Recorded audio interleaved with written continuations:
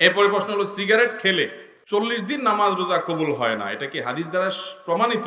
ধূমপানকারীর মুখ থেকে যে দুর্গন্ধ হয়, ধূমপানকারী নিজে যারা আছেন, আমি মাঝে মধ্যে বলি ভাই, নর্দমার কাছে ড্রেনের কাছে গিয়ে একটু ড্রেনের গন্ধটা শুকে, এরপর নিজের মুখের গন্ধটা শুকে দেখেন যে ওইটার চাইতে আপনার মুখের গন্ধ মারাত্মক। আমি একবার ঢাকার এক হাসপাতালের মসজিদের পাশে সালাত আদায় করতে দাঁড়াইছি, আমার পাশে একজন দাঁড়াইছে, তার শরীর থেকে যেই গন্ধ, আমি চিন্তা করলাম এই লোকটাকে কিছু একটা বলা দরকার, কিন্তু বললে মাইদ্যেরও খাওয়ার ভয় আছে।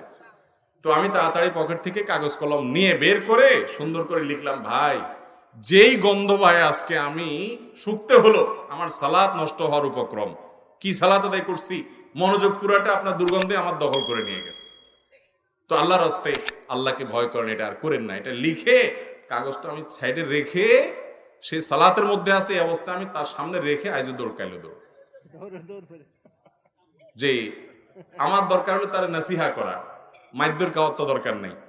তো নাসিহার কাজ তো হয়ে গেছে, এই জন্য লিখে দিয়ে আসছে। ভাইরা আমার, যারা ধূমপান করেন তাদের মুখে এরকম বাজে অবস্থায় তৈরি হয়। পৃথিবীতে ক্যান্সার এখন এত ব্যাপকভাবে ছড়াইছে, আমাদের দেশের কথা যদি আপনি বলেন, ঘরে ঘরে জনে জনে এখন পরিবারে পরিবারে ক্যান্সার। এবং ক্যান্সারের অন্যতম বড় কারণ হলো এই ধূমপান এবং জর্দা। পানের সাথে চাবায়া চাবায়া রকমারি জর্দা খায় না অনেক মুরব্বীরা? ইবনে মাজার একটি বর্ণনা আছে, সেটি হলো, যদি কেউ মাদক সেবন করে, মাদক গ্রহণ করে এবং এর ফলশ্রুতিতে সে নেশাগ্রস্ত হয়ে যায়, 40 দিন যাবত তার সালাত কবুল হবে না, ইবাদত কবুল হবে না।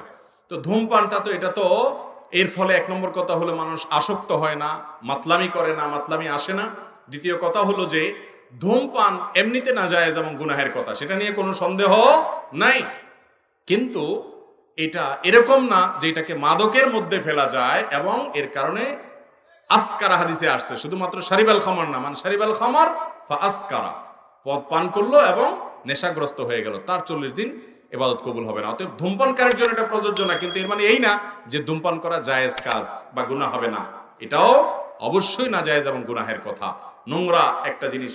এই ধূমপান, বিষপান লেখাই আছে যেটা স্বাস্থ্যের জন্য ক্ষতিকর, তারপর আবার পয়সা দিয়ে কিনে খাই। আল্লাহ তাআলা আমাদেরকে বুঝার তৌফিক দান করুন।